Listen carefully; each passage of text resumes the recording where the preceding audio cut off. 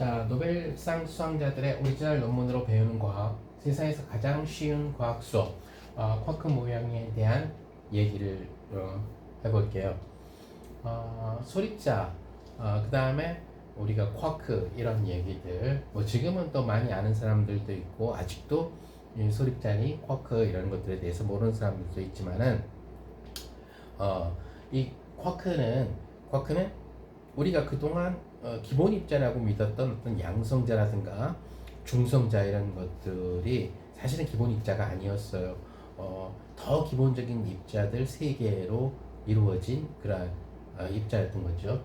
그럼 더 기본적인 입자가 뭐냐? 그것이 바로 쿼크라는 거죠. 그래서 이 책에서는 그 가장 기본이 되는 물질을 이루는 가장 기본이 되는 입자인 쿼크를 발견한 이야기 또는 쿼크를 예언한 어떤 이론 물리학자들의 이야기를 다뤄보았어요. 자, 이 이야기를 다루기 위해서 우선 입자 가속기가 어떻게 만들어졌는지, 그리고 입자 가속기에서 어떻게 그 큰 에너지를 갖다가 발생시킬 수 있었는지 그런 이야기를 자세히 얘기를 했고요.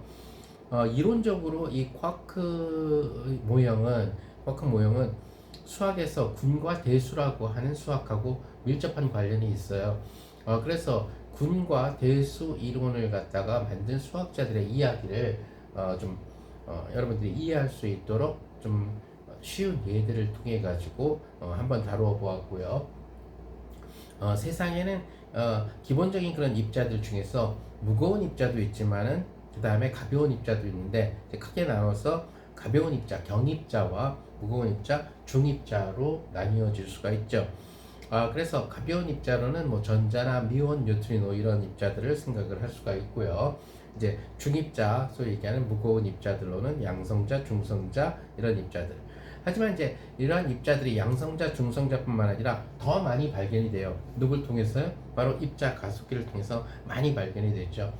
그리고 소위 얘기하는 이 핵력을 매개하게 되는 중간자도 발견이 되기 시작하고요. 자, 이제 이러면서 소위 아이소스핀이나 기묘도 같은 그런 개념들이 도입이 되게 됩니다.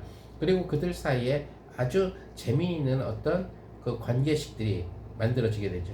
이제 이런 과정에서는 이제 일본 물리학자들의 이 나카오카 그러니까 뭐죠? 니시지마 같은 그 일본 그 물리학자들의 큰 그 기여가 있었어요. 뭐 남부 같은 경우들도 그렇고요. 한국의 물리학자인 한무영 교수님의 기여도 굉장히 컸고요. 하지만 이제 결정적으로 결국 양성자, 중성자 또는 중간자 이런 것들이 어떤 쿼크와 그 다음에 그 쿼크의 반입자인 반쿼크들만으로 다 설명할 수 있다.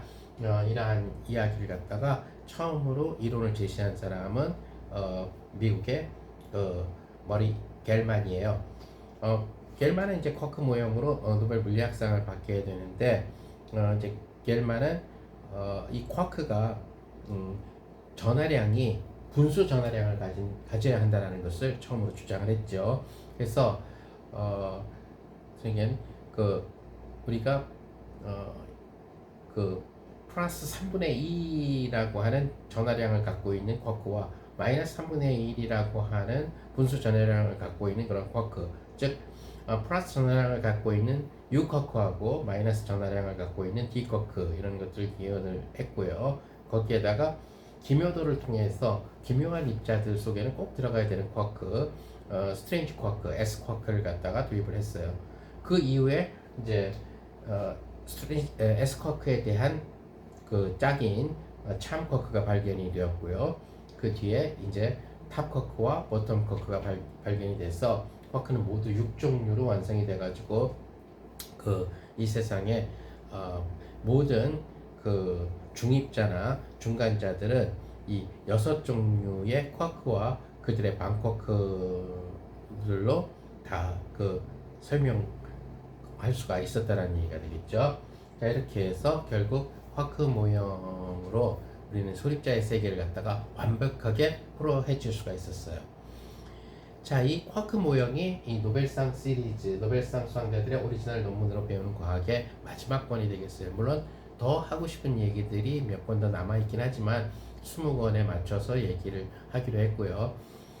이 책을 수년간 집필을 하면서 처음 1권 특수상대성 이론에서 10권까지의 이 편집 방향과 11권부터 20권까지의 편집 방향이 조금 달라졌어요. 1권부터 10권까지는 이 노벨상 논문 자체가 그리 어렵지 않기 때문에 그 노벨상 논문을 그 일반인 독자들이 이해할 수 있도록 천천히 설명을 해나가는 과정을 갖다가 사용을 해가지고 책을 기술했다면 11권부터는 굉장히 내용이 어려워져요. 아인슈타인의 일반 상대성 이론이라든가 아니면 양자 전기역학, 양자 물질이라든가 양자 정보. 그래서 이것을 오리지널 논문 그 형태를 설명을 하게 되면 특히 파인만의 논문 같은 경우 대학원 이론물리 전공하는 대학원 박사과정 학생이나 겨우 읽을 수 있는 그런 수준이 되기 때문에 내용을 조금 줄여서 역사 중심으로 그리고 그 논문의 기본적인 아이디어를 뽑아서 그림이라든가 이런 것들을 통해 가지고 설명하는 방식으로 할 수밖에 없었다라는 거죠.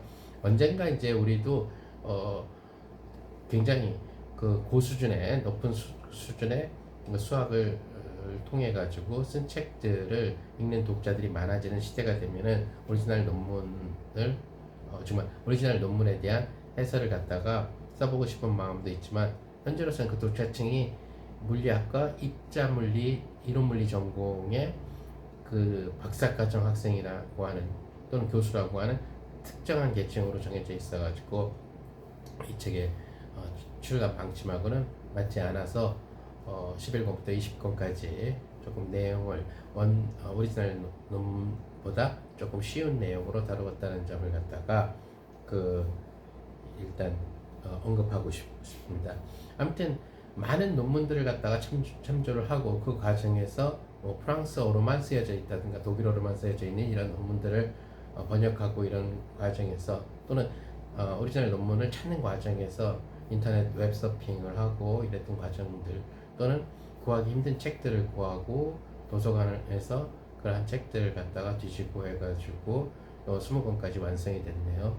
아무튼 굉장히 저에게는 보람된 일이고 이 책을 갖다가 20권을 갖다가 발표할 수 있게 해준 성림원 북스의 그 이성림 사장에게 고맙다는 말을 전하고 싶고요. 앞으로 기회가 되면은 노벨상 시리즈를 조금 더 뭐 연장한다든가 조금 더 다른 노벨상 시리즈와 다른 하지만 노벨상과 관련된 혹은 한국의 노벨상을 만들 수 있는데 기여할 수 있는 그러한 책들을 갖다가 출간하는 그런 어떤 생각들도 가져보고 있습니다. 아니면 그런 블로그 활동이나 카페 활동 같은 경우를 통해서 재능 기부를 한다든가 이런 생각들도 해보고 있습니다. 그동안 제가 쓴 20권의 노벨상 시리즈를 뭐 전체든 일부든 한 권이든 읽어봐 주신 많은 독자님들에게 감사한다는 말씀을 드리고 싶습니다. 앞으로도 좋은 책을 더 많이 쓸 수 있도록 노력하겠습니다. 감사합니다.